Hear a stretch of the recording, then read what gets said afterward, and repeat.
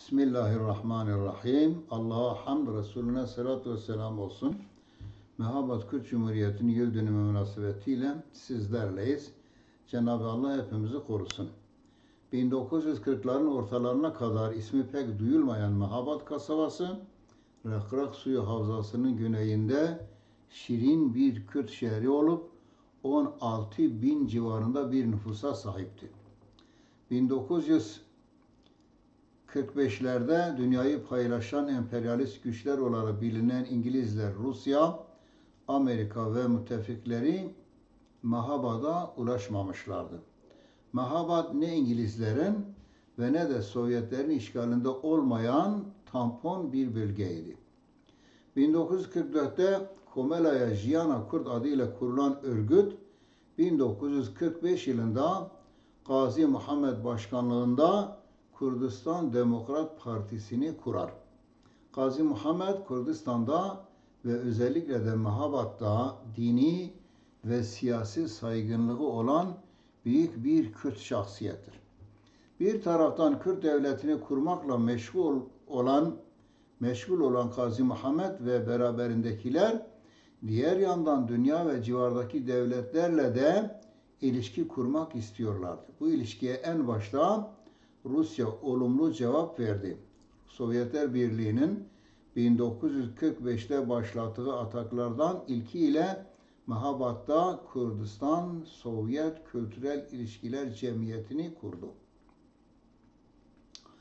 Ayrıca Rusya'nın Mehabad'a gönderdiği matbaa makinesi ile radyo vericisi Mehabad'da faaliyete geçmiş, aralarında Kürdistan adını taşıyan günlük gazetenin de bulunduğu birçok yayın faaliyet gösteriyordu. Devlet kurma hazırlıkları tamamlanmış sayılırdı. Bunun üzerine Gazi Muhammed 21 Ocak 1946 günü Mehabad'ın en büyük camisinde parlamento hazırlık toplantısını yapar. Bu tarihi toplantıda Gazi Muhammed Sovyetler Birliği'nin maddi ve manevi desteğine değindiği gibi Azerbaycan dostluğunu da dile getirir. Anlaşılan Gazi Muhammed Genç Cumhuriyeti gelecek olan tehlikenin buradan gelebileceği endişesi içindeydi.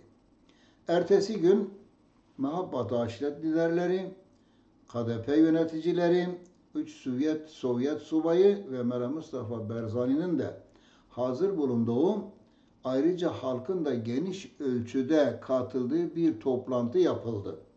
Toplantıya gelen Sovyet subayları sadece gözlemci olarak katılmış ve mitingi bir cipin içinde seyrediyorlardı. Tarih 22 Ocak 1946 Mehabad kentinin Çarçıra Meydanı'nda Kürt Cumhuriyeti ilan edildi ve Kürt ulusal bayrağı göndere çekildi. Toplantıya Irak sınırına komşu aşiretlerin liderleri, Kürdistanlı siyasetçiler ve birçok şahsiyet katılmıştı. Daha sonra 30 üyeli bir ulusal parlamento tayin edildi. 15 Şubat 1946'da 13 üyeli Bakanlar Kurulu oluşturuldu ve Gazi Muhammed Mehabad Kürt Cumhuriyeti Başkanı olarak yemin etti. Genç Cumhuriyet'in başındaki tarihi lider Gazi Muhammed kuruluş merasiminde o gün bu şekilde yemin etmişti. Allah'ın büyüklüğü, Kur'an-ı Kerim'in kutsallığı, ülkem ve bayrağım üzerine ant içiyorum ki kanımın son damlasına ve son nefesime kadar canımla, malımla özgürlük yolunda bayrağımızın göklerde dalgalanması için çalışacağıma söz veriyorum. Daha sonra Cumhuriyet'in sınırlarını korumak için bir askeri güç olarak Savunma Bakanlığı kuruldu. Bakanlığa daha evvel İran ordusunda subay olan ve Gazi Muhammed'in amcası oğlu Muhammed Hüseyin Seyfi Kadi getirildi.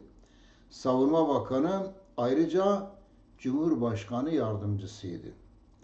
31 Mart 1946'da Genç Cumhuriyet 4 lidere general rütbesini verdi ki bunlardan bir tanesi de Molla Mustafa Berzani'dir.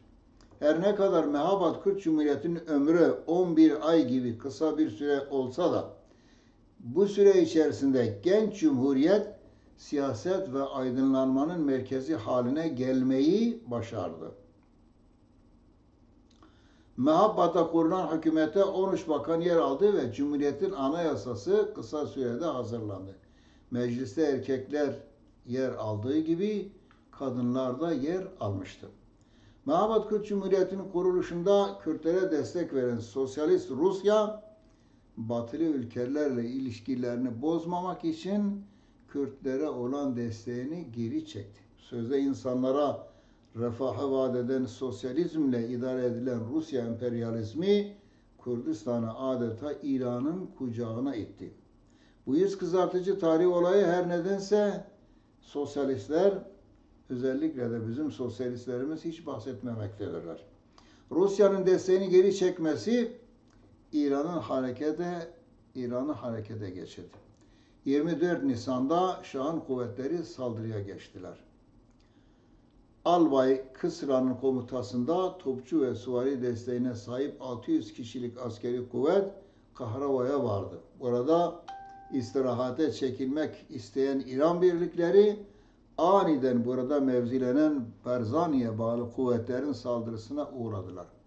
Bu ani saldırı karşısında neye uğradığını şaşıran Şah'ın askeri feci olan bir pusuya düşmüşlerdi. 21 ölü, 17 yaralı ve 180 eseri geride bırakan birlikten sağ kalıp kaçabilenler Sakız'a kadar kovalandılar. Aynı akşam esirler serbest bırakılıp garnizonlarına geri gönderdiler. Bu zaten Kürt kültüründe ki Selahaddin Eyyubi döneminden başlayarak günümüze kadar Kürtler her zaman esir düşenlerden yaralıları tedavi eder, onlara iyi muamele gösterir ve daha sonra da sağ selamet sınırların dışarısına çıkarıyorlar. Ama ne yazık ki Kürt düşmanları eline geçirdikleri bütün Kürtleri, esirleri, hatta kendileriyle işbirliği yapan aşiret liderlerini de hunharca katlediyorlar.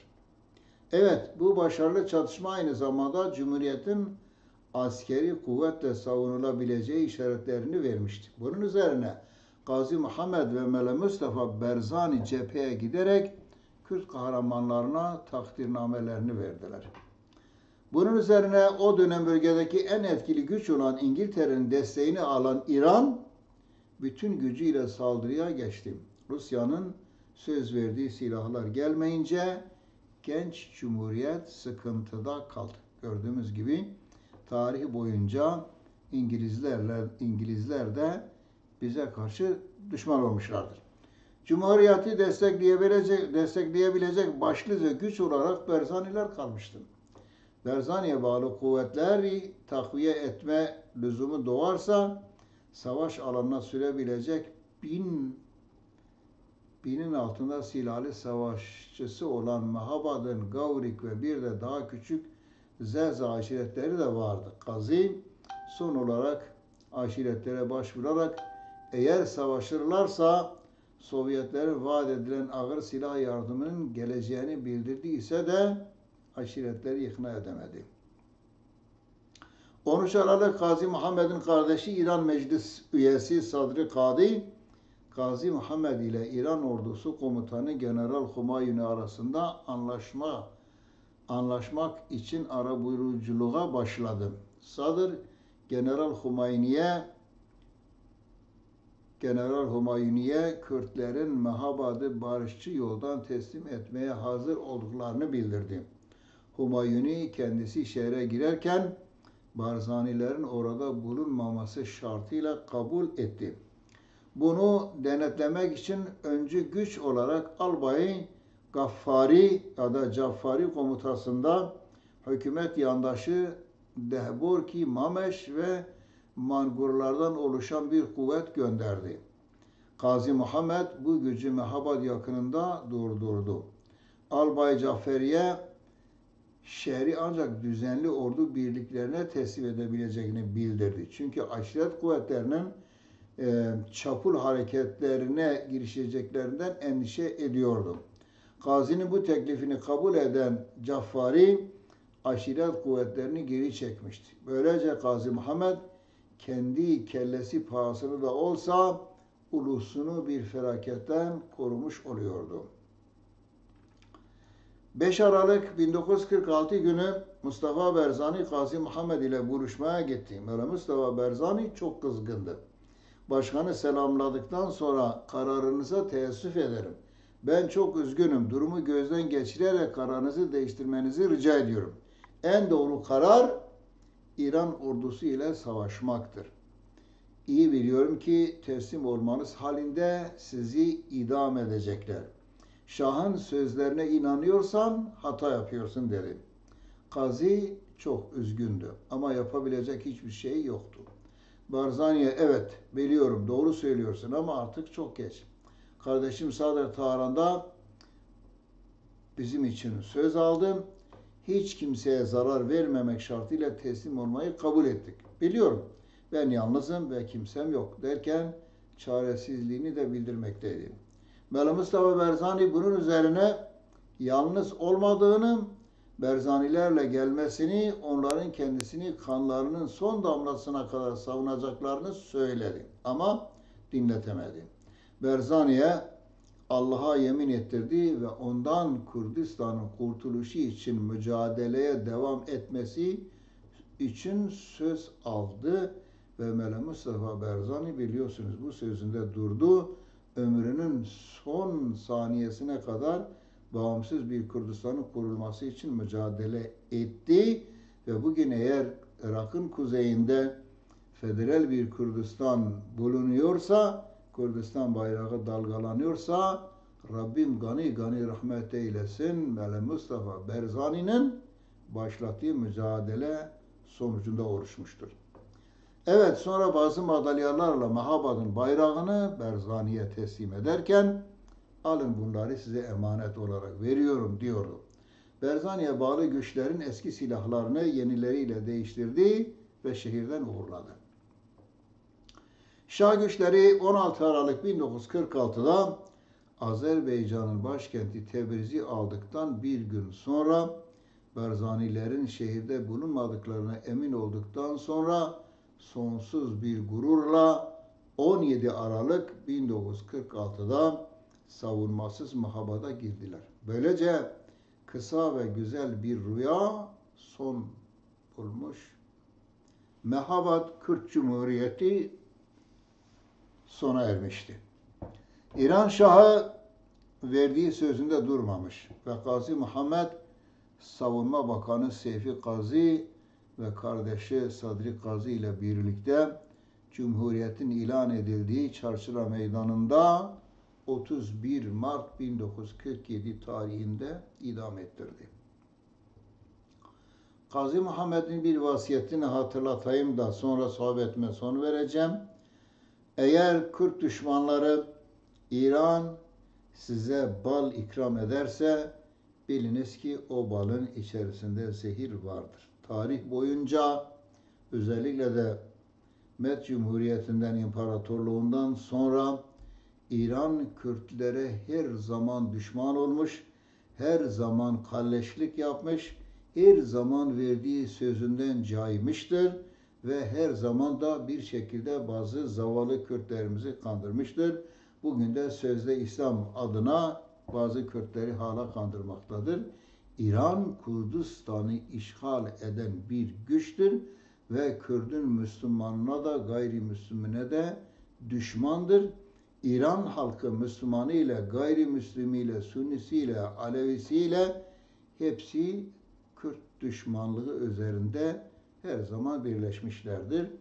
Köprülerde Kürt gençlerinin cenazeleri dar ağaçlarında, iplerde sallanırken İranlı diyeyim, İran halkı hep alkış tutmaktadır. Artık Kürtler bunu bilmelisiniz. İran bizim kardeşimiz de değil, İran bizim sadece düşmanımızdır.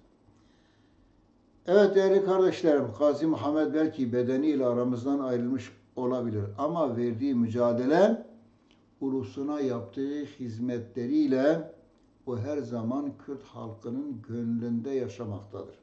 Şehit edilişinin 74. yıl dönümü münasebetiyle kendisini rahmetle anıyoruz.